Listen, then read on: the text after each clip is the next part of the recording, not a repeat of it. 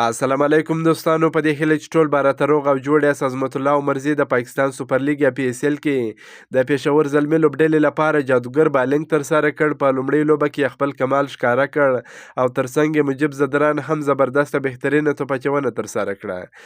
د پاکستان سوپر لیګ د اتم پړاو په نننۍ لوبه کې عظمت الله عمرزي او مجیب رحمان د پېښور زلمي لوبډلې په استازیتوب څلور اورونه ترسره کړل.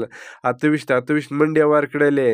عظمت الله عمرزي 3 وکټې ترلاسه کړې او مجیب رحمان به 2 وکټې ترلاسه کړې چې بریا یې هم خپله کړه. د پاکستان سوپر لیګ په 18مه لوبه کې د کراچي کینګز او پېښور زلمي لوبډلې سره مخ شوې چې کراچي کینګز لوبډلې د لوبې د پچ تر ګټلو وروسته د توپچونې پرېکړه وکړه. پېښور زلمي لوبډلې په ټاکل شوي 60 اورونو کې د 5 لوبغاړو په سوځېدو سره 119 منډې جوړې کړې. د دوی لپاره رومن پاول ډېره زبردسته په زړه پورې لوبه ترسره کړه. 4 منډې جوړې کړې. ټام کوهلر کډمور 50 منډې جوړې کړې. اسیب الله 50 منډې جوړې کړې.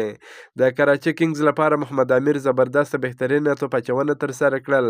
په 4 اورونو کې 26 منډې ورکړې. 4 مهمې وکټې ترلاسه کړې. همداسې تبریز شمسي هم 1 وکټه ترلاسه کړه. کراچي کینګز لوبډلې د 119 منډو هدف په تعقیب کې توپخانه پیل کړل. په ټاکل شوي 60 اورونو کې د اتو لوبغاړو په سوځېدو سره 103 منډې جوړې کړې چې په 24 منډو یې دغه لوبه وبایلل. د دوی لپاره عماد وسیم ډېره چټکه توپاني توپخانه ترسره کړل. 10 څلوریزې په بیټینګ شاملې وې. په 13 بالونو باندې 50 ناسوځېدلې منډې جوړې کړې. میتیو ویډ هم 53 منډې جوړې کړې. د پېښور زلمي لوبډلې لپاره په توپچونه کې عظمت الله عمرزي په لومړۍ لوبه کې په لومړي ځل زبردسته بهترینه توپچونه ترسره کړل. لومړۍ لوبه وه ډیبیو هم وکړه. په 4 اورونو کې 28 منډې ورکړې. 3 مهمې وکټې ترلاسه کړې. امیر جمال هم په 4 اورونو کې 43 منډې ورکړې. ده هم 3 وکټې ترلاسه کړې. مجیب رحمان په 4 اورونو کې 28 منډې ورکړې. 2 وکټې ترلاسه کړې. پېښور زلمي لوبډلې دغه لوبه په 24 منډو وګټل.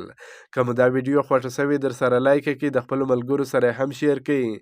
د نور تازه معلوماتو لپاره هم زموږ سره اوسئ. تر بلې ویډیو پورې د الله په امان.